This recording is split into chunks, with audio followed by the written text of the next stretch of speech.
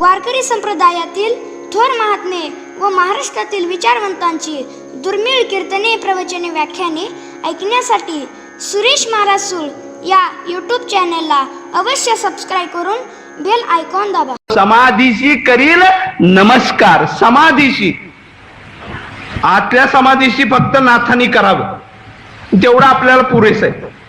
दिव्य तेजपुंज, मरणाचा पुतळा, रवी शशिकळा, परब्रह्म केवळ, हे सगळं नाथासाठी, आपल्यासाठी नाही आहे महाराज. आपल्यासाठी जी दिसणारी समाधी आहे, आणि या समाधीचं जर दर्शन घेतलं, तिथं जर डोकं ठेवलं, तर ती ऊर्जा ते स्पंदन बाहेर 700 वर्ष झाली तरी जी स्पंदन बाहेर पडणारी जी समाधी आहे, त्या समाधीच्या मुखातून बाहेर पडलेल्या शब्दाला काय म्हणायचं सांगा. ती अक्षरे नव्हती देखा आणि ब्रह्म साम्राज्य दीपिका ही शक्ती आहे महाराजातून. आणि म्हणून ज्ञानेश्वर महाराजांच्या अक्षराला अक्षर म्हणतात, अक्षर म्हणायची गरज नाहीये महाराज.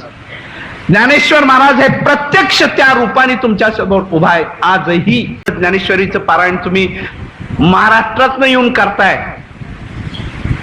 ज्ञानेश्वर महाराजांचा तुमचा नातीचा, गोतीचा, रक्ताचा कुठला संबंध नाही महाराज.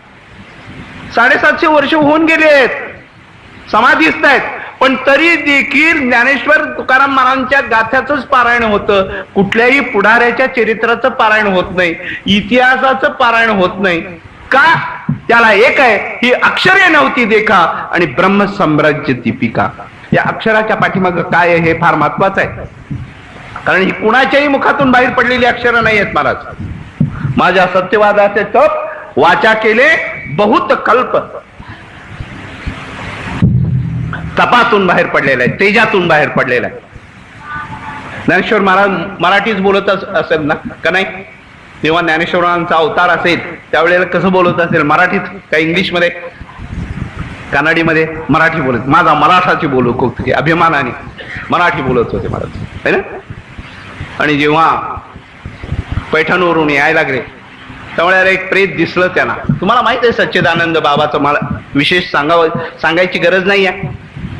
आणि ते प्रेत समोर उभा आणल्यानंतर, अरे हा मरणार नाही, याला उठायला पाहिजे. सच्चिदानंद बाबा उठावं म्हणून ज्ञानेश्वर महाराजांनी कोणता शब्द वापरला असेल आपण कल्पना करा, कारण तुम्ही नव्हता मी नव्हतं 100%. ते प्रेत समोर आल्यानंतर कुठला शब्द वापरला असेल सांगा? उठ. दुसरं काय? उठ शब्दच वापरला असतो. दोनच शब्द आहेत, उठ, दोनच शब्द आहेत.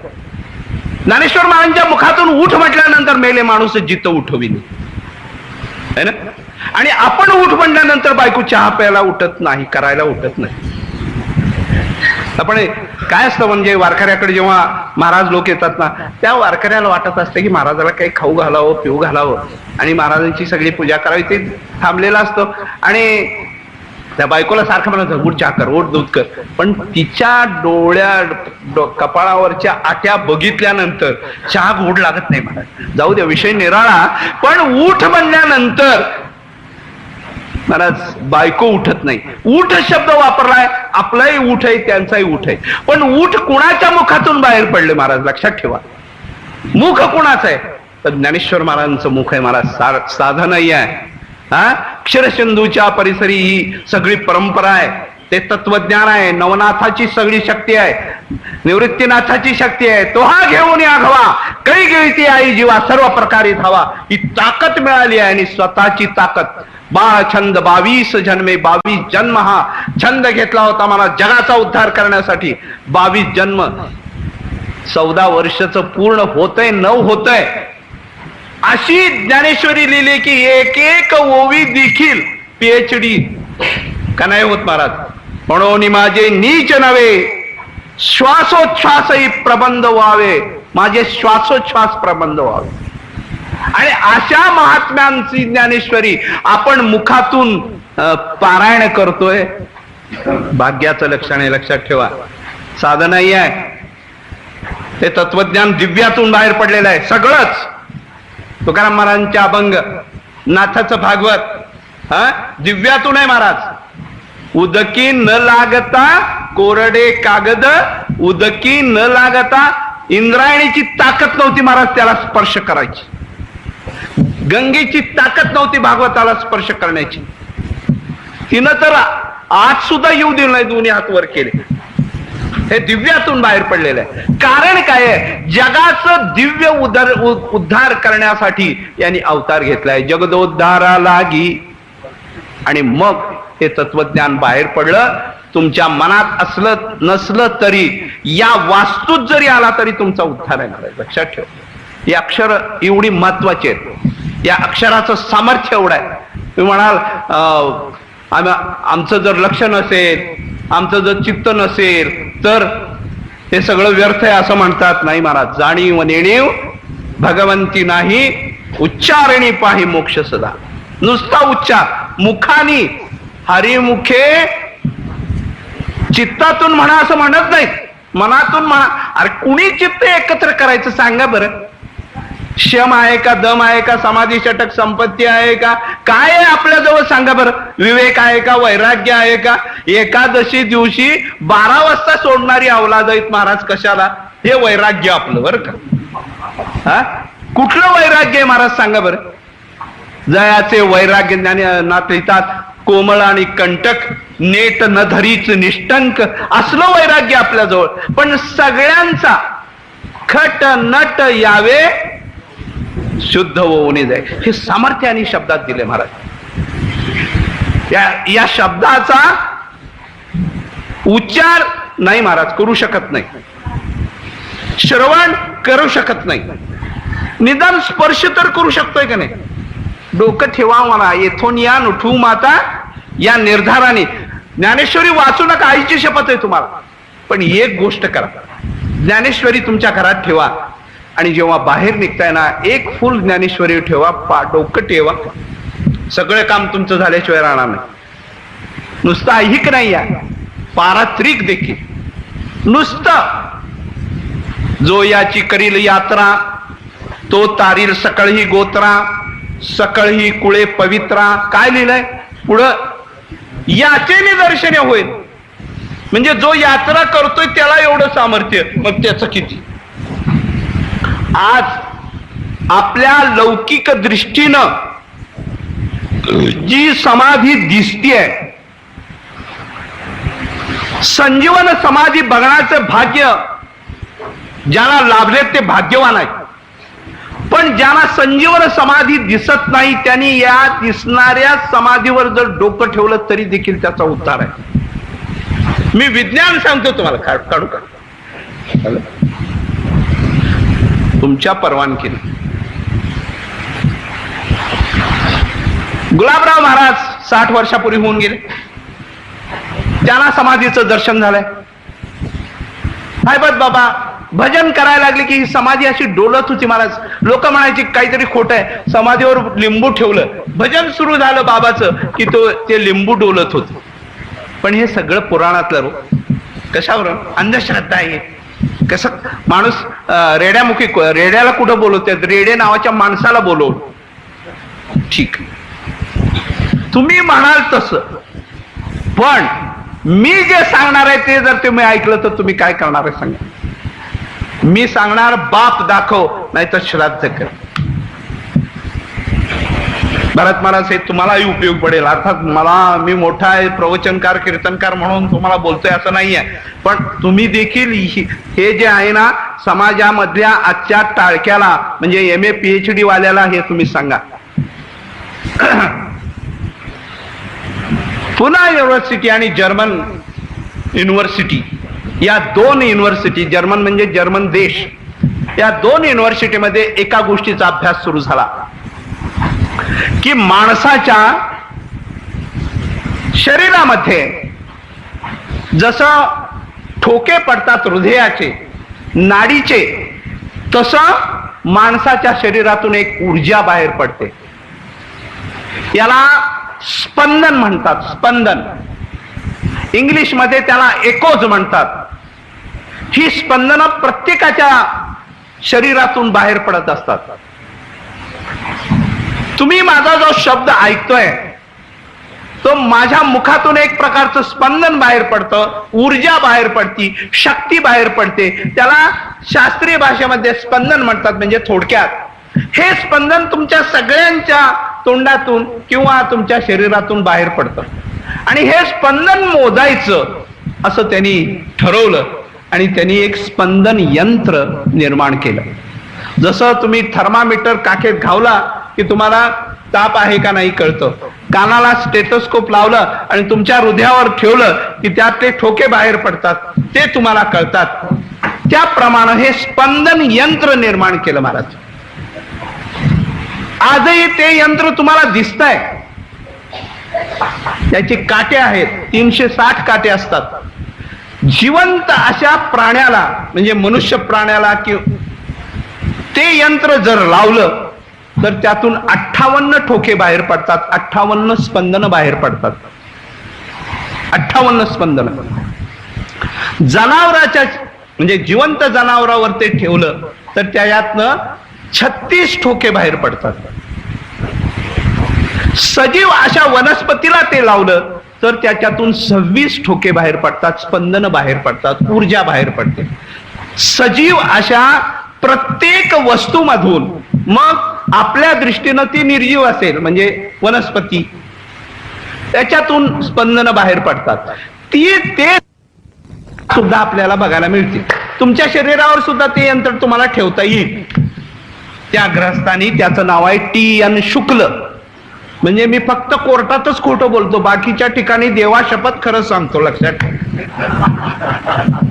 तर TN शुक्ल आहेत. त्यांनी ते यंत्र आमच्या पंढरपूरला आणलं आणि पंढरपूरला पांडुरंगाच्या पायावर ठेवलं महाराज. झालेला प्रयोग आहे, पुराणातली वांगी नाही, अंधश्रद्धा नाहीच नाही महाराज. पांडुरंगाच्या पायावर ठेवलं तर ते यंत्र 360 आकडा फोडून बाहेर निघायला लागले. म्हणजे पांडुरंगाच्या मूर्तीतून स्पंदन बाहेर पडतात हे निश्चित झालं. बाप दाखवला, श्राद्ध केलं. पांडुरंगाच्या मूर्तीतून स्पंदन बाहेर पडतात हे सिद्ध झालं. त्यांनी तेच यंत्र शेजारच्या दगडाला लावलं, ते बाहेर पडलं नाही. म्हणजे निदान पांडुरंगाचा दगड दगड नाही एवढं निश्चित आहे. ज्याच्यातून स्पंदन बाहेर पडतात, ऊर्जा बाहेर पडतोय, तो पांडुरंग आमचा कसा आहे? ज्ञानदेव म्हणे ज्योतीची निज ज्योती. आणि तीही मूर्ती उभी 700 वर्षापूर्वी मेड इन इंग्लंड नाही महाराज, आमच्या मेड इन आळंदीनं सांगितलंय. ही ज्योतीची निज ज्योती उभी आहे आणि त्या ज्योतीमधून स्पंदन बाहेर पडतात. तुमच्या थर्मामीटर सारख्या यंत्राने सिद्ध झालंय की तिथून स्पंदन बाहेर पडतात. आता तरी देव मानताय? जेव्हा नव्हते चराचर, नाही घडवला, नाही बळीसवला, हे सगळं खोटं असतं महाराज. येडे वारकरी त्यांना काय कळतंय. पण आता जर्मनीने सांगितलं की इथं स्पंदन आहे, इथं ताकद आहे, इथं शक्ती आहे, इथं ऊर्जा आहे.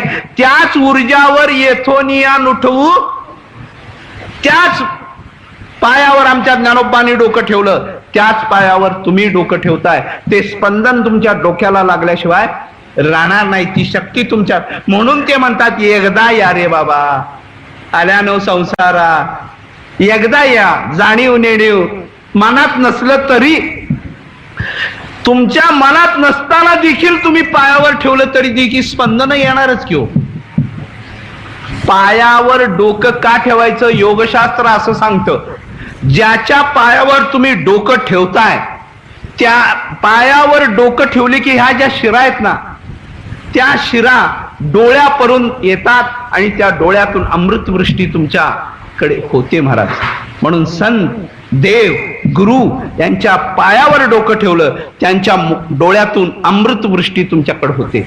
म्हणून कळत न कळत जरी तुमचं त्या डोकं त्याच्यावर ठेवलं तरी देखील ती ऊर्जा, ती ताकद येते. हे पांडुरंगापुरतं मर्यादित नाही, ही उचलून आमच्या माऊलीच्या समाधीवर ठेवलं, तिथं सुद्धा 360 स्पंदन बाहेर पडलेली आहेत महाराज. म्हणजे स्पंदन का पडली तर आत स्पंदन करणारा ज्ञानेश्वर महाराज भजन करत बसलेला आहे, हे सिद्ध झालं. आता तुम्ही काय द्याल? काही देऊ नका, माळ घाला महाराज, बाकी काय करू नका. तुमच्या स्वतःच्या उद्धारासाठी नाही आहे, तर त्या स्पंदनामध्ये तुम्ही गेला की काय होतं? समाधीशी करील नमस्कार. समाधीशी, आतल्या समाधीशी फक्त नाथानी करावं, तेवढं आपल्याला पुरेस आहे. दिव्य तेजपुंज, मरणाचा पुतळा, रवी शशिकळा, परब्रह्म केवळ, हे सगळं नाथासाठी, आपल्यासाठी नाही आहे महाराज. आपल्यासाठी जी दिसणारी समाधी आहे, आणि या समाधीचं जर दर्शन घेतलं, तिथं जर डोकं ठेवलं, तर ती ऊर्जा ते स्पंदन बाहेर. 700 वर्ष झाली तरी जी स्पंदन बाहेर पडणारी जी समाधी आहे, त्या समाधीच्या मुखातून बाहेर पडलेल्या शब्दाला काय म्हणायचं सांगा? ती अक्षरे नव्हती देखा, आणि ब्रह्म साम्राज्य दीपिका ही शक्ती आहे महाराजातून. आणि म्हणून ज्ञानेश्वर महाराजांच्या अक्षराला अक्षर म्हणतात, अक्षर म्हणायची गरज नाहीये महाराज. ज्ञानेश्वर महाराज हे प्रत्यक्ष त्या रूपाने तुमच्या समोर उभा आहे. आजही वाङ्मयीन मूर्ती श्रीहरीची, त्याप्रमाणे ज्ञानेश्वरी हे ज्ञानेश्वर महाराजांचं वाङ्मयीन रूप आहे. आणि त्या रूपाने हे जे तत्वज्ञान सांगितलंय ते केवळ आळंदी पुरतं मर्यादित नाही, तर 56 भाषेचा केलासे गौरव. आज परदेशातल्या 28 भाषेमध्ये ज्ञानेश्वरी उपलब्ध आहे, आणि ते डोक्यावर नाचतात. आणि आपण जेव्हा ज्ञानेश्वरी वाचायला लागलो त्यावेळेला आमची माणसं मात्र म्हणतात, यांना काय काम नाही, टाळ कुठेत महाराज, यांना काय.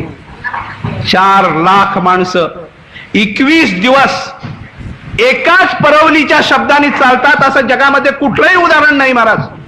21 दिवस एकच परवलीचा शब्द माऊली, आणि त्या शब्दासाठी ही माणसं 4 लाख चालतात, ती सगळी वेळी नाही महाराज. त्यांना माहित आहे की आजही ज्ञानेश्वर महाराज मूर्तिमंत रूपाने आपल्या सोहळ्याबरोबर आहेत, आणि अशा मुखातून बाहेर पडलेली ही अक्षरं साधी नाही आहेत. आणि अशा मुखातून ज्ञानेश्वर महाराज 9000 ओव्यातून तुम्हाला हे सुधारून वाढवलेली आवृत्ती आहे. यात ज्ञानेश्वर भगवान श्रीकृष्णाला वाईट म्हणायचे माझा हेतू नाही, पण ज्ञानेश्वर महाराज केवढे मोठे आहेत की ज्याची गीता ज्ञानेश्वरी तुम्ही वाचताय हे कळावं याच्यासाठी सांगतोय महाराज. मला त्या कशालाही स्पर्श करायचा नाहीये. भगवान श्रीकृष्ण त्रैवर्णिकाच्या कानी लागला वगैरे वगैरे सगळं सांगितलंय, पण आणखी एक सांगितलंय महाराज, इदं ते ना तपस्काय ना भक्ताय. गीता सांगू नको म्हटले, मग बाकींचा उद्धार कसा व्हायचा? काय सांगितलं? इदं ते ना तपस्काय ना भक्ताय. भक्ताला सांगू नको, अभक्तालाही सांगू नको, आणि जे तपस्वी नाहीत त्यांनाही सांगू नको. बरोबर आहे ना श्लोकाचा अर्थ? अशाला सांगू नको. मग तुमची माझी गणना कशात आहे? तपस्वी मध्ये आहे, भक्त मध्ये आहे? नाही महाराज, आपली अभक्त आणि ना तपस्काय या भूमिकेत. मग आमचा उद्धार काय करायचा? म्हणून ज्ञानेश्वरी लिहिली, लक्षात ठेव. सकाळाशी येते आहे अधिकार, कळीयुगी उद्धार हरीच्या नावे. सगळ्यांना सांगितलं, यारे यारे लहान थोर, याती भलती नारी नर. आणि असा तत्वज्ञान सांगत असताना ज्ञानेश्वर महाराज आपल्या स्वतःच्या खास भाषेमध्ये जर बोलत कुठं असतील तर तो 9व्या अध्यायातल्या आणि 12व्या अध्यायामध्ये. आणि त्यातले त्यात त्यांचा आवडता श्लोक आहे, अनन्याश्चिंतयन्तो माम हे जना पर्युसात देवा. भक्ती जर करायची असेल तर अनन्य. ज्ञानेश्वर महाराज या श्लोकाचं अवतरण करताना सिद्धांत पहिल्यांदा सांगत नाही, तर दृष्टांत सांगतात. माऊलीचं वैशिष्ट्य आहे महाराज, जर तुम्हाला कळायचं असेल तर दृष्टांत सांगतात. तुम्हाला जर कळत नसेल तर दृष्टांताची रांगच्या रांग सांगतात, आणि त्यांचे दृष्टांत सिद्धांत होऊन जातात. लक्षात ठेवा, हे माऊलीचं वैशिष्ट्य आहे. बाकीच्या शास्त्राचे सिद्धांत म्हणजे ज्ञानेश्वर महाराजांचे दृष्टांत आहेत, लक्षात ठेवा. या श्लोकामध्ये तुम्हाला कळण्यासाठी अनन्य म्हणजे काय आपल्याला कळत नाही महाराज. ज्ञानेश्वर महाराज सगळ्यासाठी आहेत, लक्षात ठेवा. माझं तत्वज्ञान तळलिया वळलिया एकची पक्वाने हा त्यांचा हेतू आहे, ते सगळ्यांना कळावं. थोडासा दृष्टांत बाजूला ठेवतो आणि ज्ञानेश्वर महाराजांच्या कौतुकाचं सांगतो. ज्ञानेश्वर महाराजांनी एक सिद्धांत सांगितला जो गीतेने सांगितलेला आहे. काय की जे काही दान पुण्य करशील, परमार्थ करशील, तर झाकून ठेव बाबा. उभ्या बाजारात कथा हे तो नावडे पंढरीनाथ. जे काही करशील पुण्य, आणि आपलं मन त्याच्या अगदी विरुद्ध आहे महाराज. शास्त्र असं सांगतं की डाव्या हाताने, उजव्या हाताने केलेलं दान डाव्या हाताला कळू नये. आपण ते लपून ठेवायचंय महाराज. पण हे सांगताना माणसाच्या मनात साहजिक शंका आली, असं कसं म्हणता? आम्ही शुद्ध भावनेने दान केलेलं आहे, परमार्थ केलेला आहे, त्याचा बाह्य जरी उपयोग केला, कोणासाठी जरी नाही तरी आम्ही केलं असं वाटणं हे काही चुकीचं आहे? म्हणजे चुकीचं आहे महाराज. मी केले अथवा माझ्याही सिद्धी गेले हे तुझ्या मनात सुद्धा येऊ नको. नाही आम्हाला पटत सिद्धांत तुमचा. म्हणजे समजावून सांगतो. समजावून सांगताना ज्ञानेश्वर महाराजांनी पहिलं समोर पाहिलं तर शेतकरी वर्ग भयंकर होता महाराज. म्हणजे शेतकऱ्यांना तुम्हाला सांगतो, मी सांगितलेलं आहे ना, ते सगळं लपून ठेव, बाहेर काही करू नको. म्हणजे शेतकरी म्हणले असं कसं आहे? म्हणले सांगतो तुला, तू पेरतोस ना? हो म्हणले पेरतो. मग उडं ठेवतो का रे पेरलेलं? नाही म्हणले आम्ही जागतो, त्याशिवाय ते उगवत नाही. मग तसंच आहे, जो दानपुण्य करतोय, तू जर लपवलं ना तरच त्याला फळ मिळेल, नाहीतर मिळणार नाही. जसं का कृषवळ आपले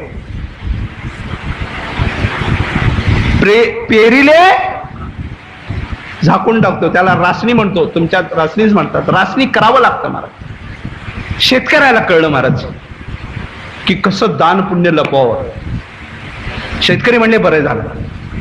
ज्ञानेश्वर महाराजांचं सहज दृष्टी डाव्या बाजूला गेली महाराज, आणि तिथं एक नववधू बसली होती.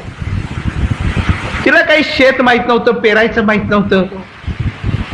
तिच्या चेहऱ्यावरचं प्रश्नचिन्ह पाहून म्हणली, बाळ तुला समजलं का? नाही माऊली मला समजलं नाही. मग सांगतो तुला समजेल अशा भाषेत. का कुलवधू लपवी अवेवात. कुलवधू परपुरुष पाहून ज्याप्रमाणे आपला पदर सावरते तसं हे लपवायला पाहिजे. आता पदराचा प्रश्नच नाही महाराज, सगळं स्लीवलेस झालंय. पण ज्ञानेश्वर महाराजांचा दृष्टांत तो तुम्हाला कळावा. का कुलवधू लपवी अवे वाते. त्या मुलीलाही कळलं, परपुरुष पाहिल्यानंतर मी जसं माझे अवयव झाकते त्याप्रमाणे दानपुण्य झाकावं. पण लांब एक महाराज वेश्या बसली आणि ती रडत होती. ज्ञानेश्वर महाराजांनी सगळ्यांचा उद्धार केला, सगळ्यांना समजेल असं सांगितलं. पण मला हे समजत नाही, मला समजेल अशा भाषेत ज्ञानेश्वर महाराज सांगतील का? माऊलीची दृष्टी गेली महाराज, आणि विश्वव्यापक माऊलीला तिच्या मनातलं कळलं महाराज. आणि तिच्याकडे बोट दाखवून ज्ञानेश्वर महाराजांनी विचारले, अगं तुला कळलं का? ज्ञानेश्वर महाराज, मला कळलं नाही हो, कसं झाकायचं? माझं सगळंच उघड आहे महाराज. वेश्याचं सगळं उघडं असतं महाराज. वेश्या कधी काही झाकत नाही, तुम्हाला माहित आहे. पण वेश्याला तर कळलं पाहिजे की झाकल्याशिवाय त्यामध्ये अर्थ नाही आहे. ज्ञानेश्वर महाराज म्हणतात, का पण्यांगा गणा लपवी अवे वाते नाही वयाते वय. जशी वेश्या आपलं वय झाकते, त्या वेश्याला विचारा महाराज, जरी 80 वर्षाची असली तरी ती 18 वर्षाचीच म्हणते, कारण ते वय लपवल्याशिवाय तिचा धंदाच होत नाही. ज्ञानेश्वर महाराजाला हे काय माहिती असणार? पण ज्ञानेश्वर महाराजांनी त्या वेश्येसाठी सांगितलं की ज्याप्रमाणे तू तुझं वय झाकतेस ना, त्याप्रमाणे दानपुण्य झाकल्याशिवाय त्याचं महत्व कळणार नाही, त्याचं फळ कळणार नाही. समाजातल्या विविध क्षेत्रामध्ये आपण जाऊन त्या क्षेत्रामधल्या प्रत्येक माणसाशी एकरूप होऊन जेव्हा ज्ञानेश्वर महाराज बोलतात त्यावेळेला ज्ञानेश्वरी तयार होते. लक्षात ठेवा, ज्ञानेश्वरी काही सहज नाही झालेली, एका दिवसात झालेली नाही आहे, एका क्षणात झालेली नाही आहे. म्हणून दृष्टांत सांगताना ज्ञानेश्वर महाराज तुमच्या जीवनाशी एकरूप होतात. मग सिद्धांत कळतो, बाबा हे झाकवलं पाहिजे. तसं अनन्य कसं असावं हे कळायचं असेल तर काय कळायला पाहिजे? ज्ञानेश्वर महाराज दृष्टांत देतात महाराज. पै सर्व भावेसी उखते, जे ओपिले मद चित्ते, जैसा गर्भगोळू उद्यमाते कोणाही नेणे. आईच्या गर्भातला गर्भ आहे आणि तो म्हणला की सकाळी उठून मला कोर्टात जायचंय, हे जसं अशक्य आहे, तो कुठलाही उद्योग करत नाही. त्याचं अवलंबन तो त्या आईशी अनन्य इतका असतो महाराज, त्याच्याशिवाय तो जगतच नाही, एवढं लक्षात ठेवा. आता विज्ञान एवढं पुढे गेलंय, विज्ञान सांगावंच महाराज, कारण त्याशिवाय लोकांना पटत नाही. ज्या क्षणाला आईच्या गर्भात राहतो त्या क्षणापासून त्या आईच्या शरीरामध्ये असा बदल होतोय की त्या गर्भाचं संरक्षण, त्या गर्भाचा उदरनिर्वाह त्या आईच्या मार्फत होत असतो. आणि याला मूर्तिमंत उदाहरण नाळ आहे. नाळ, ती नाळ आईच्या गर्भात त्या नाळेमार्फत त्याचा उदरनिर्वाह चालत असतो. जेव्हा योनीच्या बाहेर हा गर्भ येतो त्यावेळेला ही नाळ कापली जाते. आता विज्ञानाने हे सिद्ध झालंय, माझं म्हणत नाही की ही नाळ जर ताबडतोब कापली, म्हणजे आईच्या गर्भातून बाहेर झाल्याबरोबर जर कापली, तर त्या मुलावर एवढा मानसिक परिणाम होतो की मला या जगामध्ये आणायच्या आधी माझी आई आहे म्हणजे नाळ ती कापली गेली, या जगावर मी सूड उगवल्याशिवाय राहणार नाही. पूर्वी पद्धत अशी होती की बाळ बाहेर पडल्यानंतर ती नाळ काही क्षण बांधून ठेवत होते, त्याला अशी गाठ मारायची. त्यामुळं काय व्हायचं, तो रक्तपुरवठा बंद व्हायचा. मग त्या बाळाला रक्तपुरवठा नाळेतून होत नव्हता, तो बाहेर आल्यानंतर वेगळ्या पद्धतीचा व्हायचा आणि मग ती नाळ कापली जायची. त्यावेळेला त्याची संवेदना नाळेपर्यंत पोचत नव्हती. नाळेपर्यंत संवेदना पोचत नसल्यामुळं त्याच्या मनावर काही परिणाम होत नव्हता. पण आता त्याच्या मनावरच परिणाम या जगामध्ये, म्हणजे संस्कार एवढा सुरू होतो की जगाचा द्वेष करण्याचा संस्कार, माझं घेतलं म्हणून, है ना, माझं काय घेतलं, नाळ घेतलं म्हणून तो जीव विचार करायला लागतो. हा जो आजच्या विज्ञानाने सिद्ध झालेला प्रयोग आहे तो 700 वर्षापूर्वी जैसा गर्भगोळू उद्यमाते कोणाही नेणे ज्ञानेश्वर महाराज घेतात. म्हणून ज्ञानेश्वर महाराज डॉक्टर आहेत, महाराज वकील आहेत, इंजिनियर आहेत, टाउन प्लॅनिंग आहे, कलेक्टर आहे, फौजदार आहेत, आणि सगळ्यात महत्वाचं की ज्ञानेश्वर महाराज आई आहे. आणि म्हणून अनन्यता किती असावी जीवाची, तर गर्भगोळ ज्याप्रमाणे काही उद्योग करू शकत नाही, तो त्या आईशी इतका एकरूप असतो, आईशिवाय कुठलंही जग त्याला नसतं महाराज. म्हणून गर्भात संस्कार होतात, हे आपल्या पुराणातल्या सिद्धांतानी, तुम्हाला बऱ्याच सिद्धांतानी माहित आहे की गर्भात असताना सुद्धा त्या गर्भावर परिणाम कुणाचा होतो, तर त्या संस्काराचा होतो. आमचे प्रल्हाद महाराज, नारदानी उपदेश केला तो गर्भातून केला. आमचे मच्छिंद्र महाराज, शंभूचं जे तत्वज्ञान आहे ते गर्भात मिळालं. आमचे अभिमन्यू चक्रव्यूहात शिरायचा जो संस्कार झाला तो, म्हणून गर्भ झाल्यानंतर चांगले संस्कार असावेत असं आपलं हिंदू तत्वज्ञान सांगतं. टीव्हीवरचं उघडं नागडं बघून तत्वज्ञान तयार होणार नाही, त्याला अनन्य शब्दाचा अर्थ कळणार नाही. अनन्य शब्द कळायचा असेल तर काय व्हायला पाहिजे की हे आई, हे माते, तुझ्याशिवाय मला दुसरी गती नाही आहे. गतिर्भर्ता प्रभू साक्षी निवास शरणम स्वरूप, माझी गती एकच आहे आणि ती म्हणजे आई. तसं जीवाला गती कुठली असेल तर एकच गती आहे.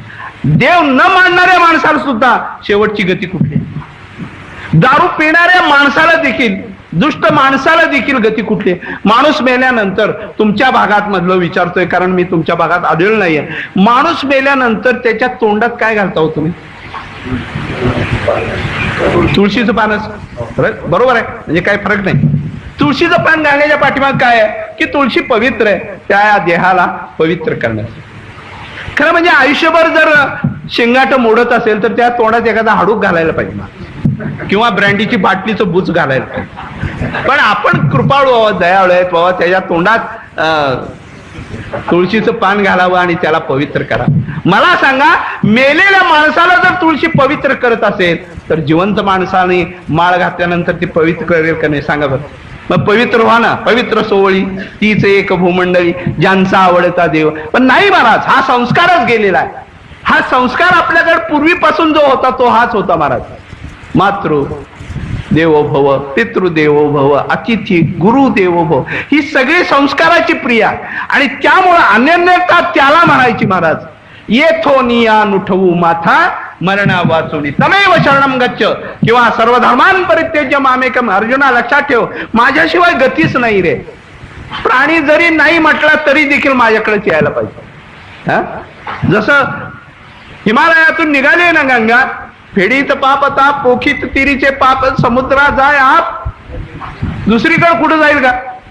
ज्ञानेश्वर महाराजांनी भक्तीची व्याख्या सांगताना सांगितली. भक्ती भक्ती म्हणजे काय, एक लक्षात ठेव. म्हणजे आकाशातून पाऊस सुरू झाला, पाऊस जबरदस्त सुरू झाला आणि या पावसाने ठरवलं कसल्याही परिस्थितीत आपण पृथ्वीवर पडायचं नाहीच. सगळ्यांनी ठरवलं. असं होईल का महाराज. जशी पावसाची गती आहे की त्याला दुसरं अनन्याश्चिंतयन्तो माम, दुसरी गतीच नाहीये महाराज आपल्याला. मग सरळ त्याकडे का जात नाही. एका माणसाने चोरी केली महाराज, आणि चोरी केल्यानंतर त्यावेळच्या न्यायाधीशांनी त्याला शिक्षा केली. तू चोरी केलीस ना, 50 फटके खा. सबकाचे ते फटके बघितल्यावरती म्हणला दुसरी सांगा मी ती शिक्षा भोगेन. त्यांनी कांदे चोरले होते महाराज. तर ठीक आहे, 50 फटके तुला नको आहेत ना, म्हणले 50 कांदे खा. त्याला बरं वाटलं महाराज, 50 कांदे खायचे संपायचे. पण कुणीही माणूस एका वेळेला 50 कांदे खाऊ शकत नाही. 10, 20, 25 खाल्ल्यानंतर तो म्हणला उलटी व्हायला होत नाही, मग फटके खा. ते फटके सुरू झाले महाराज. फटके सुरू झाल्यानंतर तो म्हणला सण होईना, नको मला फटके, मी कांदे खाऊ. अरे कांदे खा किंवा फटके खा, तुला हे चुकणारच नाही आहे. तसं देवाशिवाय तुम्हाला कुठली गतीच नाही आहे. ज्ञानेश्वर महाराज दृष्टांत देतात महाराज. एक वीर आहे, रस्त्याच्या कडेला आहे. एक माणूस पळत पळत पळत नेला, कोणी एकी दुपावली निघालाय पळत पळत, चुकून त्या वीर पाहिली नाही आहे आणि एक पाऊल त्याला विहिरीत पडलं महाराज. पडलं, त्याला दिसतंय आपल्याला पाऊल पडलंय. तो दुसरं पाऊल किती जरी बाजूला काढायचं झालं पण त्याची गती इतकी आहे, त्याला त्या विहिरीत पडावंच लागतं. ते पडणं त्याचं चुकत नाही. तसं जीवाचं देवाकडे जाणं चुकत नाही. कांदे खाण्यापेक्षा, फटके खाण्यापेक्षा सरळ त्याला तमेव शरणम गच्छ का जात नाही देवानं. आणि जर देवाला अनन्य भावाने जर शरण गेलं तर काय होईल महाराज. योगक्षेम त्यांचा जाणे जड भारी. तुम्हाला काही करावं लागत नाही. लोक म्हणतील आम्ही जर टाळच कुटत बसलो, आम्ही जर वाऱ्या करत बसलो, हा आत्ताच्या लोकांचं वकिली आहे महाराज, तर आमचं घर कसं चालायचं, हा आमचं कामधंदा काय चालायचा, पूर्वापार आमचा उद्योग आहे ते काय करायचं महाराज. लक्षात ठेवा, तुमचा पूर्वापार असणारा धंदा सुद्धा एकच होत आहे महाराज. दिनरजनी हाची धंदा आणि गोविंदाचे पोवाडे. तुम्ही करा, तुमचा आपोआप होते महाराज. त्यामुळे आम्हाला खरं वाटत नाही. त्याचं उत्तर या श्लोकामध्ये दिलेलं आहे. योगक्षेम मी तुझा योगक्षेम. माझी या भक्ता संसाराची चिंता काय, समर्थाची कांता कोरांना मागे. भक्त व्हायचं आणि जर भीक मागायचं तर ते लाज कोणाला आहे. तुकाराम महाराज याची लाज तुला आहे, आम्हाला नाही महाराज. तुझा शरणांगत शरण जाऊ आणि का. आणि तुका म्हणे हे लाज एका कोणा नेणसी. कोणाला लाज आहे त्याला आहे महाराज. राजाची बायको आहे आणि ती जर भीक मागितली तर त्या राजाच्या बायकोला काही नाही आहे महाराज, पण कुणाला आहे, त्या राजाला आहे. तसं जर का एकदा तुम्ही अनन्य शरण जाय, जो मज होय अनन्य शरण त्याची निवारी मी मला शरण येणो आणि जर जीवित राहील माझ्या कानावर सुद्धा ऐकू नको म्हणतात. कारण काय आहे, त्याला लौकिकाची लाड आहे. ते काय आपण आहे काय म्हणत, आपल्याला लौकिकाची लाड नाही, पण त्याला मात्र लौकिकाची लाड आहे. तो भक्तासाठी काय करत नाही. एका शब्दात तुकाराम महाराज म्हणतात, काय येणो हे केले आणि एका चिंतीचा विठ्ठल. काय करणार नाही महाराज. ज्ञानेश्वरीचं पारायण तुम्ही महाराष्ट्रात येऊन करताय. ज्ञानेश्वर महाराजांचा तुमचा नातीचा गोतीचा रक्ताचा कुठला संबंध नाही महाराज. 750 वर्ष होऊन गेले आहेत, समाधीस्थ आहेत, पण तरी देखील ज्ञानेश्वर तुकाराम महाराजांच्या गाथ्याचंच पारायण होतं. कुठल्याही पुढाऱ्याच्या चरित्राचं पारायण होत नाही, इतिहासाचं पारायण होत नाही. का?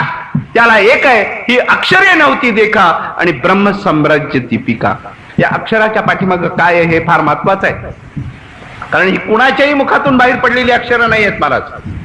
माझ्या सत्यवादाचे तप वाचा केले बहुत कल्प,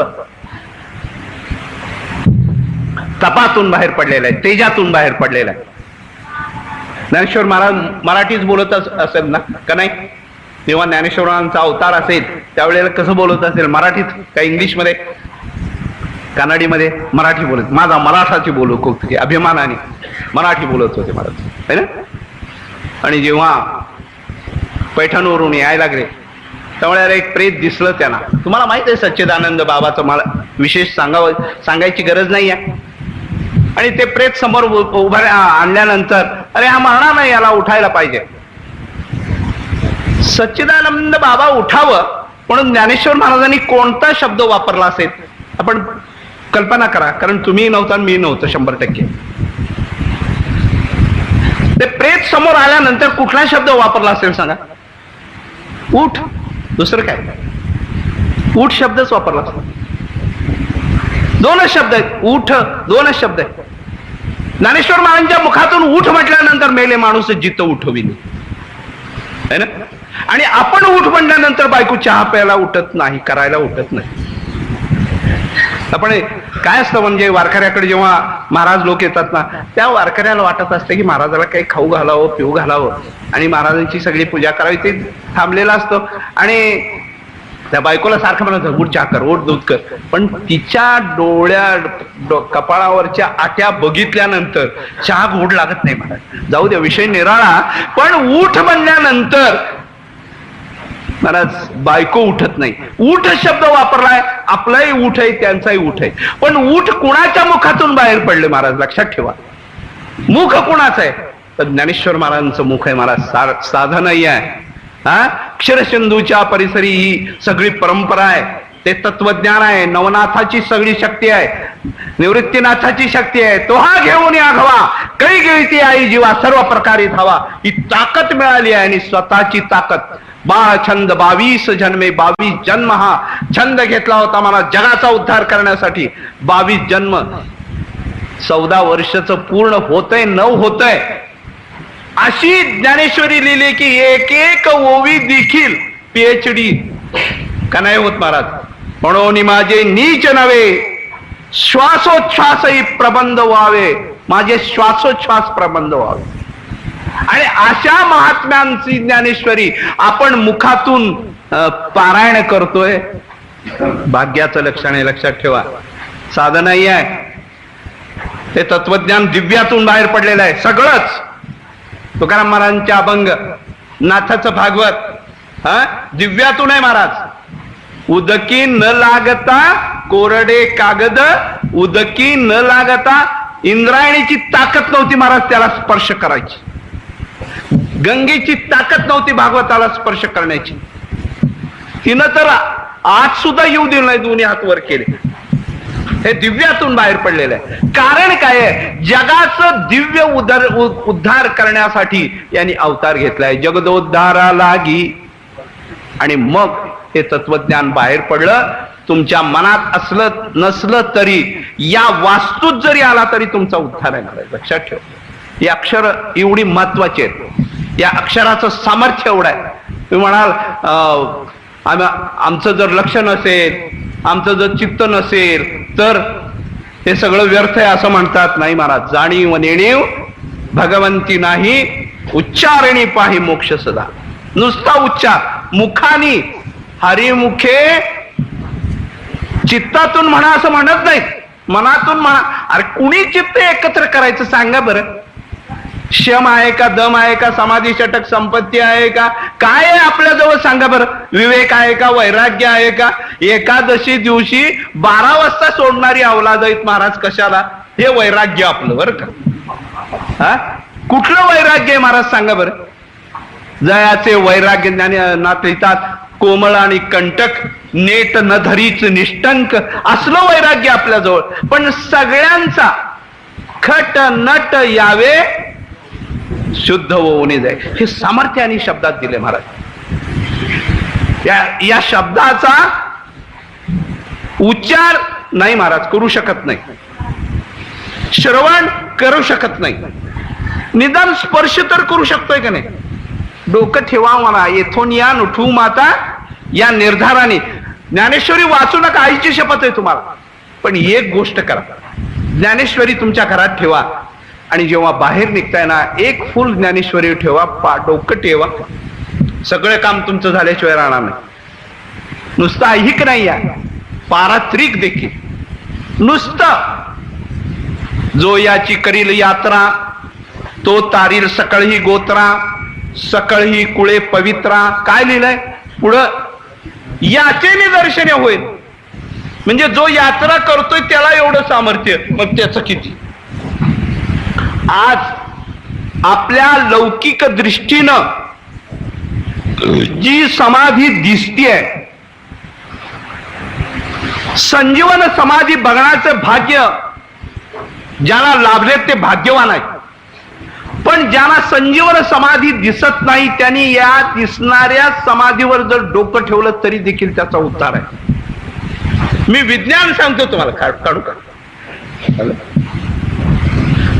तुमच्या परवानगीने. गुलाबराव महाराज 60 वर्षापूर्वी होऊन गेले, त्यांना समाधीचं दर्शन झालंय. भाईबत बाबा भजन करायला लागले की ही समाधी अशी डोलत होती महाराज. लोक म्हणायची काहीतरी खोट आहे, समाधीवर लिंबू ठेवलं, भजन सुरू झालं बाबाचं की ते लिंबू डोलत होत. पण हे सगळं पुराणातलं रो, कशावर अंधश्रद्धा आहे. कसं माणूस रेड्यामुखी, रेड्याला कुठं बोलवतात, रेडे नावाच्या माणसाला बोलवलं. ठीक तुम्ही म्हणाल तसं, पण मी जे सांगणार आहे ते जर तुम्ही ऐकलं तर तुम्ही काय करणार आहे सांगा. मी सांगणार बाप दाखव नाही तर श्राद्ध कर. भरत महाराज हे तुम्हालाही उपयोग पडेल. अर्थात मी मोठा आहे प्रवचनकार कीर्तनकार म्हणून तुम्हाला बोलतोय असं नाहीये, पण तुम्ही देखील हे जे आहे ना समाजामधल्या आजच्या टाळक्याला म्हणजे MA PhD वाल्याला हे तुम्ही सांगा. पुना युनिव्हर्सिटी आणि जर्मन युनिव्हर्सिटी या 2 युनिव्हर्सिटी, जर्मन म्हणजे जर्मन देश, या 2 युनिव्हर्सिटीमध्ये एका गोष्टीचा अभ्यास सुरू झाला की माणसाच्या शरीरामध्ये जसं ठोके पडतात हृदयाचे, नाडीचे, तसं माणसाच्या शरीरातून एक ऊर्जा बाहेर पडते. याला स्पंदन म्हणतात. स्पंदन इंग्लिशमध्ये त्याला एकोज म्हणतात. ही स्पंदनं प्रत्येकाच्या शरीरातून बाहेर पडत असतात. तुम्ही माझा जो शब्द ऐकतोय तो माझ्या मुखातून एक प्रकारचं स्पंदन बाहेर पडतं, ऊर्जा बाहेर पडती, शक्ती बाहेर पडते. त्याला शास्त्रीय भाषेमध्ये स्पंदन म्हणतात. म्हणजे थोडक्यात हे स्पंदन तुमच्या सगळ्यांच्या तोंडातून किंवा तुमच्या शरीरातून बाहेर पडतं आणि हे स्पंदन मोजायचं असं त्यांनी ठरवलं आणि त्यांनी एक स्पंदन यंत्र निर्माण केलं. जसं तुम्ही थर्मामीटर काखेत घावला की तुम्हाला ताप आहे का नाही कळतं, कानाला स्टेथोस्कोप लावलं आणि तुमच्या हृदयावर ठेवलं की त्यातले ठोके बाहेर पडतात ते तुम्हाला कळतात. त्याप्रमाणे हे स्पंदन यंत्र निर्माण केलं महाराज. आजही ते यंत्र तुम्हाला दिसतंय. त्याचे काटे आहेत, 360 काटे असतात. जिवंत अशा प्राण्याला म्हणजे मनुष्य प्राण्याला कि ते यंत्र जर लावलं तर त्यातून 58 ठोके बाहेर पडतात, 58 स्पंदन बाहेर पडतात, 58 स्पंदन. जनावराच्या म्हणजे जिवंत जनावरावर ते ठेवलं तर त्याच्यातनं 36 ठोके बाहेर पडतात. सजीव अशा वनस्पतीला ते लावलं तर त्याच्यातून 26 ठोके बाहेर पडतात, स्पंदन बाहेर पडतात, ऊर्जा बाहेर पडते. सजीव अशा प्रत्येक वस्तूमधून, मग आपल्या दृष्टीनं ती निर्जीव असेल म्हणजे वनस्पती, त्याच्यातून स्पंदन बाहेर पडतात. ते सुद्धा आपल्याला बघायला मिळते. तुमच्या शरीरावर सुद्धा ते यंत्र तुम्हाला ठेवता येईल. त्या ग्रहस्थानी त्याचं नाव आहे TN शुक्ल. म्हणजे मी फक्त कोर्टातच खोटं बोलतो, बाकीच्या ठिकाणी देवा शपथ खरं सांगतो, लक्षात ठेवा. तर TN शुक्ल आहेत. त्याने ते यंत्र आमच्या पंढरपूरला आणलं आणि पंढरपूरला पांडुरंगाच्या पायावर ठेवलं महाराज. झालेला प्रयोग आहे, पुराणातली वांगी नाही, अंधश्रद्धा नाहीच नाही. पांडुरंगाच्या पायावर ठेवलं तर ते यंत्र 360 आकडा फोडून बाहेर निघायला लागले. म्हणजे पांडुरंगाच्या मूर्तीतून स्पंदन बाहेर पडतात हे निश्चित झालं. बाप दाखवला, श्राद्ध केलं, पांडुरंगाच्या मूर्तीतून स्पंदन बाहेर पडतात हे सिद्ध झालं. त्याने तेच यंत्र शेजारच्या दगडाला लावलं, ते बाहेर पडलं नाही. म्हणजे निदान पांडुरंगाचा दगड नाही एवढं निश्चित आहे. ज्याच्यातून स्पंदन बाहेर पडतात, ऊर्जा बाहेर पडतोय, तो पांडुरंग आमचा कसा आहे? ज्ञानदेव म्हणे ज्योतीची निज ज्योती. आणि तीही मूर्ती उभी 700 वर्षापूर्वी मेड इन इंग्लंड नाही महाराज, आमच्या मेड इन आळंदीनं सांगितलंय. ही ज्योतीची निज ज्योती उभी आहे आणि त्या ज्योतीमधून स्पंदन बाहेर पडतात. तुमच्या थर्मामीटर सारख्या यंत्राने सिद्ध झालंय की तिथून स्पंदन बाहेर पडतात. आता तरी देव मानताय? जेव्हा नव्हते चराचर, नाही घडवला, नाही बळीसवला, हे सगळं खोटं असतं महाराज. येडे वारकरी त्यांना काय कळतंय. पण आता जर्मनीने सांगितलं की इथं स्पंदन आहे, इथं ताकद आहे, इथं शक्ती आहे, इथं ऊर्जा आहे. त्याच ऊर्जावर येथोनियान उठवू, त्याच पायावर आमच्या ज्ञानोबांनी डोकं ठेवलं, त्याच पायावर तुम्ही डोकं ठेवताय. ते स्पंदन तुमच्या डोक्याला लागल्याशिवाय राहणार नाही, ती शक्ती तुमच्या. म्हणून ते म्हणतात एकदा या रे बाबा, आल्यानो संसारा, एकदा या, जाणीव नेणीव. मनात नसलं तरी, तुमच्या मनात नसताना देखील तुम्ही पायावर ठेवलं तरी देखील स्पंदन येणारच की हो. पायावर डोकं का ठेवायचं? योगशास्त्र असं सांगतं, ज्याच्या पायावर तुम्ही डोकं ठेवताय त्या पायावर डोकं ठेवले की ह्या ज्या शिरा आहेत ना, त्या शिरा डोळ्यापर्यंत येतात आणि त्या डोळ्यातून अमृतवृष्टी तुमच्याकडे होते महाराज. म्हणून संत, देव, गुरु यांच्या पायावर डोकं ठेवलं, त्यांच्या डोळ्यातून अमृतवृष्टी तुमच्याकडे होते. म्हणून कळत न कळत जरी तुमचं त्या डोकं त्याच्यावर ठेवलं तरी देखील ती ऊर्जा, ती ताकद येते. हे पांडुरंगापुरतं मर्यादित नाही, ही उचलून आमच्या माऊलीच्या समाधीवर ठेवलं, तिथं सुद्धा 360 स्पंदन बाहेर पडलेली आहेत महाराज. म्हणजे स्पंदन का पडली तर आत स्पंदन करणारा ज्ञानेश्वर महाराज भजन करत बसलेला आहे, हे सिद्ध झालं. आता तुम्ही काय द्याल? काही देऊ नका, माळ घाला महाराज, बाकी काय करू नका. तुमच्या स्वतःच्या उद्धारासाठी नाही आहे, तर त्या स्पंदनामध्ये तुम्ही गेला की काय होतं? समाधीशी करील नमस्कार. समाधीशी, आतल्या समाधीशी फक्त नाथानी करावं, तेवढं आपल्याला पुरेस आहे. दिव्य तेजपुंज, मरणाचा पुतळा, रवी शशिकळा, परब्रह्म केवळ, हे सगळं नाथासाठी, आपल्यासाठी नाही आहे महाराज. आपल्यासाठी जी दिसणारी समाधी आहे, आणि या समाधीचं जर दर्शन घेतलं, तिथं जर डोकं ठेवलं तर ती ऊर्जा, ते स्पंदन बाहेर. 700 वर्ष झाली तरी जी स्पंदन बाहेर पडणारी जी समाधी आहे त्या समाधीच्या मुखातून बाहेर पडलेल्या शब्दाला काय म्हणायचं सांगा. ती अक्षरे नव्हती दे का, आणि ब्रह्म साम्राज्य दीपिका ही शक्ती आहे महाराज त्यातून.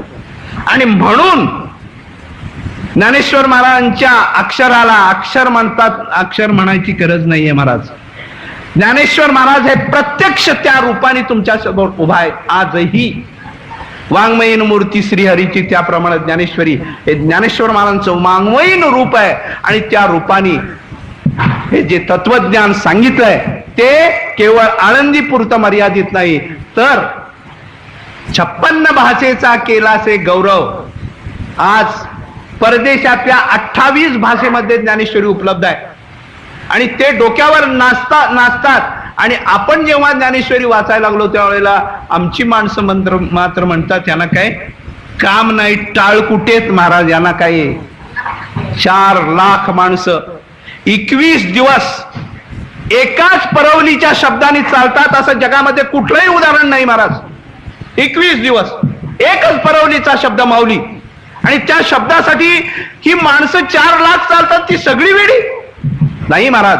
त्यांना माहित आहे की आजही ज्ञानेश्वर महाराज मूर्तिमंत रूपाने आपल्या सोहळ्याबरोबर आहेत. आणि अशा मुखातून बाहेर पडलेली ही अक्षरं साधी नाही आहेत.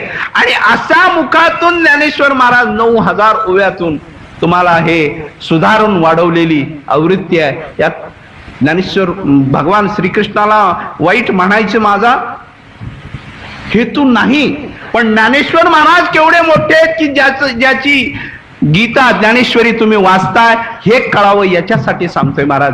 मला त्या कशालाही स्पर्श करायचा नाहीये. भगवान श्रीकृष्ण त्रैवर्णिकाच्या कानी लागला वगैरे वगैरे सगळं सांगितलंय. पण आणखी एक सांगितलंय महाराज, इदंते ना तपस्काय ना भक्ताय. गीता सांगू नको म्हटले, मग बाकींचा उद्धार कसा व्हायचा? काय सांगितलं? इदंते ना तपस्काय ना भक्ताय. भक्ताला सांगू नको, अभक्तालाही सांगू नको, आणि जे तपस्वी नाहीत त्यांनाही सांगू नको. बरोबर आहे ना श्लोकाचा अर्थ? अशाला सांगू नको. मग आमची तुमची माझी गणना कशात आहे? तपस्वी मध्ये आहे, भक्त मध्ये आहे? नाही महाराज, आपली अभक्त आणि ना तपस्काय या भूमिकेत. मग आमचा उद्धार काय करायचा? म्हणून ज्ञानेश्वरी लिहिली. लक्षात ठेव.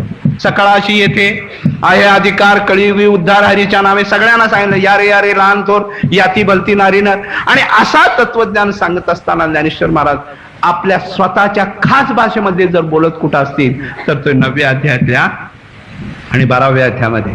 आणि त्यातले त्यात त्यांचा आवडता श्लोक आहे अनन्याश्चिंतयन्तो माम हे जना पर्युसात देव.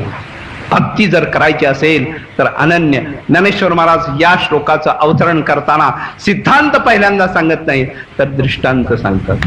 माऊलीचं वैशिष्ट्य आहे महाराज. जर तुम्हाला कळायचं असेल तर दृष्टांत सांगतात. तुम्हाला जर कळत नसेल तर दृष्टांताची रांगच्या रांग सांगतात. आणि त्यांचे दृष्टांत सिद्धांत होऊन जातात. लक्षात ठेवा, हे माऊलीचं वैशिष्ट्य आहे. बाकीच्या शास्त्राचे सिद्धांत म्हणजे ज्ञानेश्वर महाराजांचे दृष्टांत आहेत. लक्षात ठेवा. या श्लोकामध्ये तुम्हाला कळण्यासाठी अनन्य म्हणजे काय आपल्याला कळत नाही महाराज. ज्ञानेश्वर महाराज सगळ्यासाठी आहेत. लक्षात ठेवा. माझं तत्वज्ञान तळलिया वळलिया एकची पक्वाने हा त्यांचा हेतू आहे. ते सगळ्यांना कळावं. थोडासा दृष्टांत बाजूला ठेवतो आणि ज्ञानेश्वर महाराजांच्या कौतुकाचं सांगतो. ज्ञानेश्वर महाराजांनी एक सिद्धांत सांगितला जो गीतेने सांगितलेला आहे. काय? की जे काही दान पुण्य करशील, परमार्थ करशील तर झाकून ठेव बाबा. उभ्या बाजारात कथा हे तो नावडे पंढरीनाथ. जे काही करशील पुण्य, आणि आपलं मन त्याच्या अगदी विरुद्ध आहे महाराज. शास्त्र असं सांगतं की डाव्या हाताने उजव्या हाताने केलेलं दान डाव्या हाताला कळू नये. आपण ते लपून ठेवायचंय महाराज. पण हे सांगताना माणसाच्या मनात साहजिक शंका आली. असं कसं म्हणतात? आम्ही शुद्ध भावनेने दान केलेलं आहे, परमार्थ केलेला आहे, त्याचा बाह्य जरी उपयोग केला कोणासाठी जरी नाही तरी आम्ही केलं असं वाटणं हे काही चुकीचं आहे? म्हणजे चुकीचं आहे महाराज. मी केले अथवा माझ्याही सिद्धी गेले हे तुझ्या मनात सुद्धा येऊ नको. नाही आम्हाला पटत सिद्धांत तुमचा. म्हणजे समजावून सांगतो. समजावून सांगताना ज्ञानेश्वर महाराजांनी समोर पाहिलं तर शेतकरी वर्ग भयंकर होता महाराज. म्हणजे शेतकऱ्यांना तुम्हाला सांगतो, मी सांगितलेलं आहे ना ते सगळं लपून ठेव, बाहेर काही करू नको. म्हणजे शेतकरी म्हणले असं कसं काय? म्हणले सांगतो तुला, तू पेरतोस ना? हो म्हणले पेरतो. मग उडं ठेवतो का रे पेरलेलं? नाही म्हणले आम्ही जागतो, त्याशिवाय ते उगवत नाही. मग तसंच आहे, जो दान पुण्य करतोय, तू जर लपवलं ना तरच त्याला फळ मिळेल, नाहीतर मिळणार नाही. जसं का कृषीवळ आपले पेरीले झाकून टाकतो, त्याला रासनी म्हणतो, तुमच्यात रासनीच म्हणतात. रासनी करावं लागतं महाराज. शेतकऱ्याला कळलं महाराज की कसं दान पुण्य लपवावं. शेतकरी म्हणले बरं झालं. ज्ञानेश्वर महाराजांचं सहज दृष्टी डाव्या बाजूला गेली महाराज, आणि तिथं एक नववधू बसली होती. तिला काही शेत माहित नव्हतं, पेरायचं माहित नव्हतं. तिच्या चेहऱ्यावरचं प्रश्नचिन्ह पाहून म्हणली, बाळ तुला समजलं का? नाही माऊली मला समजलं नाही. मग सांगतो तुला समजेल अशा भाषेत. का कुलवधू लपवी अवेवात. कुलवधू परपुरुष पाहून ज्याप्रमाणे आपला पदर सावरते तसं हे लपवायला पाहिजे. आता पदराचा प्रश्नच नाही महाराज, सगळं स्लीवलेस झालंय. पण ज्ञानेश्वर महाराजांचा दृष्टांत तो तुम्हाला कळावा. का कुळवधू लपवी अवे वाते. त्या मुलीलाही कळलं, परपुरुष पाहिल्यानंतर मी जसं माझे अवयव झाकते त्याप्रमाणे दानपुण्य झाकावं. पण लांब एक महाराज वेश्या बसली आणि ती रडत होती. ज्ञानेश्वर महाराजांनी सगळ्यांचा उद्धार केला, सगळ्यांना समजेल असं सांगितलं. पण मला हे समजत नाही, मला समजेल अशा भाषेत ज्ञानेश्वर महाराज सांगतील का? माऊलीची दृष्टी गेली महाराज, आणि विश्वव्यापक माऊलीला तिच्या मनातलं कळलं महाराज. आणि तिच्याकडे बोट दाखवून ज्ञानेश्वर महाराजांनी विचारले, अगं तुला कळलं का? ज्ञानेश्वर महाराज, मला कळलं नाही हो, कसं झाकायचं? माझं सगळंच उघड आहे महाराज. वेश्याचं सगळं उघडं असतं महाराज. वेश्या कधी काही झाकत नाही, तुम्हाला माहित आहे. पण वेश्याला तर कळलं पाहिजे की झाकल्याशिवाय त्यामध्ये अर्थ नाही आहे. ज्ञानेश्वर महाराज म्हणतात, का पण्यांगा गणा लपवी अवे वाते नाही वयाते वय. जशी वेश्या आपलं वय झाकते, त्या वेश्याला विचारा महाराज, जरी 80 वर्षाची असली तरी ती 18 वर्षाचीच म्हणते, कारण ते वय लपवल्याशिवाय तिचा धंदाच होत नाही. ज्ञानेश्वर महाराजाला हे काय माहिती असणार? पण ज्ञानेश्वर महाराजांनी त्या वेश्येसाठी सांगितलं की ज्याप्रमाणे तू तुझं वय झाकतेस ना, त्याप्रमाणे दानपुण्य झाकल्याशिवाय त्याचं महत्व कळणार नाही, त्याचं फळ कळणार नाही. समाजातल्या विविध क्षेत्रामध्ये आपण जाऊन त्या क्षेत्रामधल्या प्रत्येक माणसाशी एकरूप होऊन जेव्हा ज्ञानेश्वर महाराज बोलतात त्यावेळेला ज्ञानेश्वरी तयार होते. लक्षात ठेवा, ज्ञानेश्वरी काही सहज नाही झालेली, एका दिवसात झालेली नाही आहे, एका क्षणात झालेली नाही आहे. म्हणून दृष्टांत सांगताना ज्ञानेश्वर महाराज तुमच्या जीवनाशी एकरूप होतात. मग सिद्धांत कळतो, बाबा हे झाकवलं पाहिजे. तसं अनन्य कसं असावं हे कळायचं असेल तर काय कळायला पाहिजे? ज्ञानेश्वर महाराज दृष्टांत देतात. महाराज, पै सर्व भावेसी उखते, जे ओपिले मदचित्ते, जैसा गर्भगोळू उद्यमाते कोणाही नेणे. आईच्या गर्भातला गर्भ आहे आणि तो म्हणला की सकाळी उठून मला कोर्टात जायचंय, हे जसं अशक्य आहे. तो कुठलाही उद्योग करत नाही, त्याचं अवलंबन तो त्या आईशी अनन्य इतका असतो महाराज, त्याच्याशिवाय तो जगतच नाही. एवढं लक्षात ठेवा. आता विज्ञान एवढं पुढे गेलंय, विज्ञान सांगावंच महाराज, कारण त्याशिवाय लोकांना पटत नाही. ज्या क्षणाला आईच्या गर्भात राहतो त्या क्षणापासून त्या आईच्या शरीरामध्ये असा बदल होतोय की त्या गर्भाचं संरक्षण, त्या गर्भाचा उदरनिर्वाह, त्या आईच्या मार्फत होत असतो. आणि याला मूर्तिमंत उदाहरण नाळ आहे. नाळ,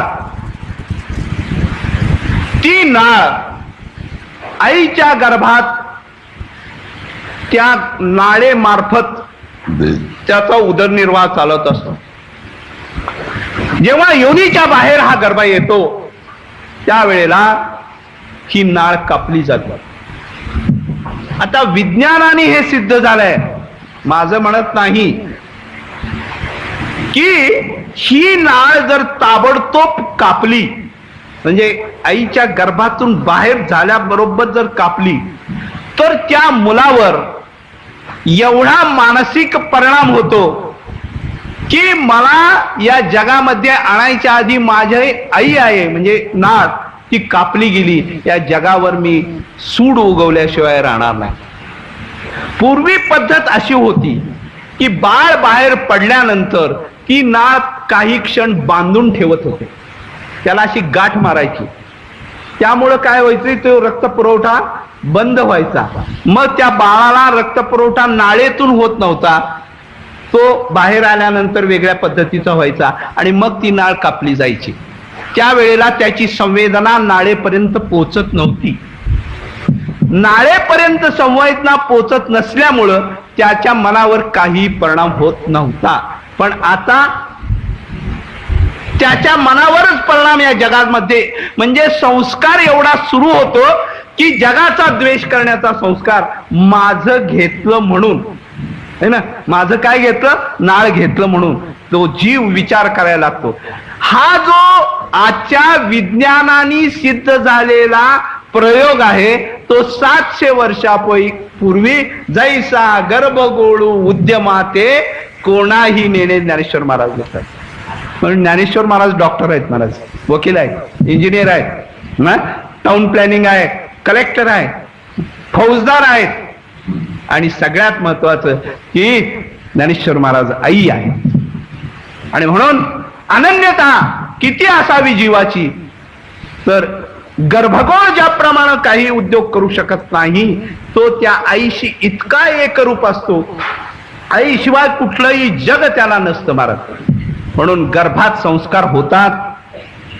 हे आपल्या पुराणातल्या सिद्धांतानी, तुम्हाला बऱ्याच सिद्धांतानी माहित आहे की गर्भात असताना सुद्धा त्या गर्भावर परिणाम कोणाचा होतो, तर त्या संस्काराचा होतो. आमचे प्रल्हाद महाराज, नारदानी उपदेश केला तो गर्भातून केला. आमचे मच्छिंद्र महाराज,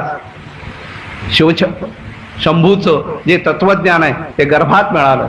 आमचे अभिमन्यू चक्रव्यूहात शिरायचा जो संस्कार झाला तो, म्हणून गर्भ झाल्यानंतर चांगले संस्कार असावेत असं आपलं हिंदू तत्वज्ञान सांगतं. टीव्हीवरचं उघडं नागडं बघून तत्वज्ञान तयार होणार नाही, त्याला अनन्य शब्दाचा अर्थ कळणार नाही.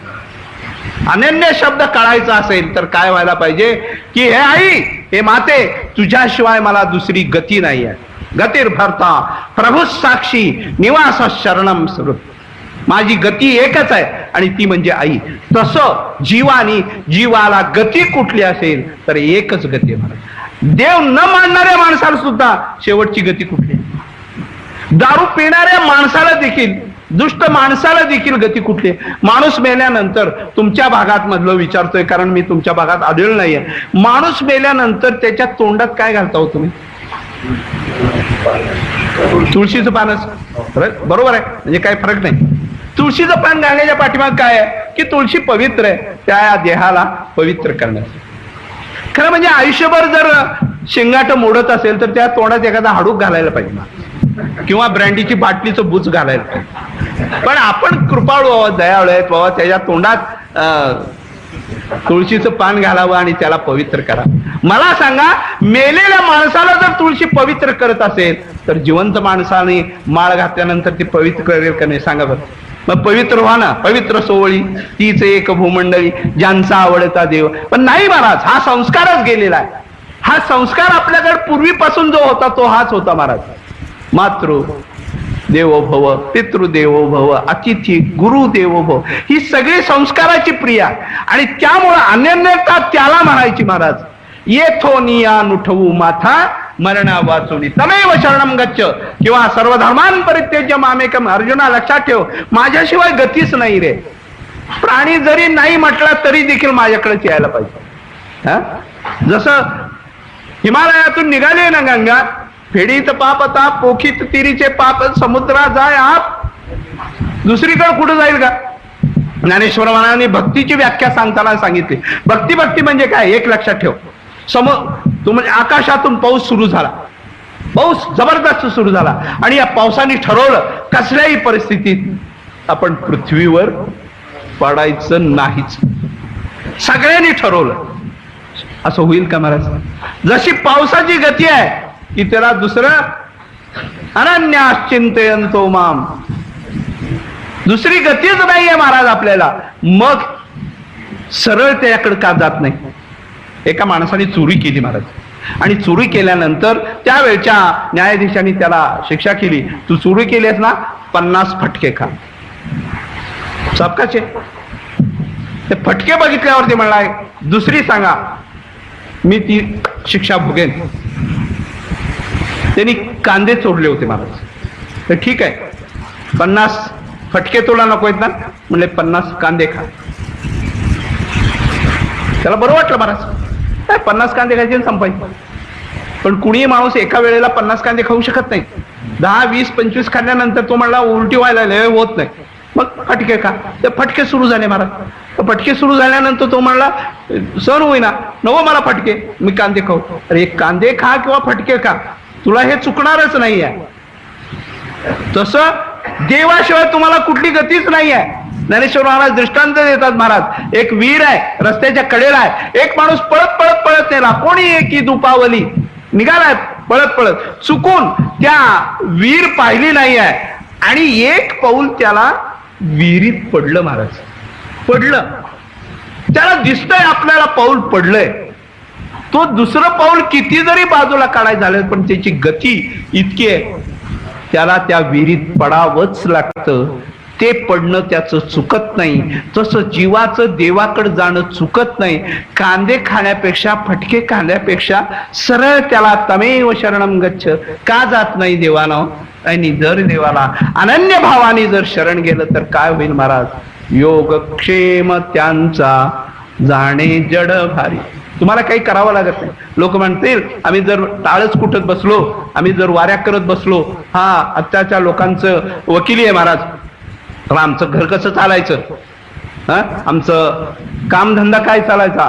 पूर्वापार आमचा उद्योग आहे ते काय करायचं महाराज? लक्षात ठेवा, तुमचा पूर्वापार असणारा धंदा सुद्धा एकच होत आहे महाराज. दिनरजनी हाची धंदा आणि गोविंदाचे पोवाडे. तुम्ही करा, तुमचा आपोआप होते महाराज. त्यामुळे आम्हाला खरं वाटत नाही. त्याचं उत्तर या श्लोकामध्ये दिलेलं आहे. योगक्षेम, मी तुझा योगक्षेम. माझी या भक्ता संसाराची चिंता काय, समर्थाची कांता कोरांना मागे. भक्त व्हायचं आणि जर भीक मागायचं तर ते लाज कोणाला आहे? तुकाराम महाराज याची लाज तुला आहे, आम्हाला नाही महाराज. तुझा शरणांगत शरण जाऊ आणि का, आणि तुका म्हणे हे लाज एका कोणा नेणसी. कोणाला लाज आहे? त्याला आहे महाराज. राजाची बायको आहे आणि ती जर भीक मागितली तर त्या राजाच्या बायकोला काही नाही आहे महाराज, पण कुणाला आहे? त्या राजाला आहे. तसं जर का एकदा तुम्ही अनन्य शरण जाय, जो मज होय अनन्य शरण त्याची निवारी मी, मला शरण येलो. आणि जर जीवित राहील माझ्या कानावर सुद्धा ऐकू नको म्हणतात. कारण काय आहे? त्याला लौकिकाची लाड आहे. ते काय आपण आहे काय म्हणत? आपल्याला लौकिकाची लाड नाही, पण त्याला मात्र लौकिकाची लाड आहे. तो भक्तासाठी काय करत नाही. एका शब्दात तुकाराम महाराज म्हणतात, काय हे केले आणि एका चिंतीचा विठ्ठल. काय करणार नाही महाराज?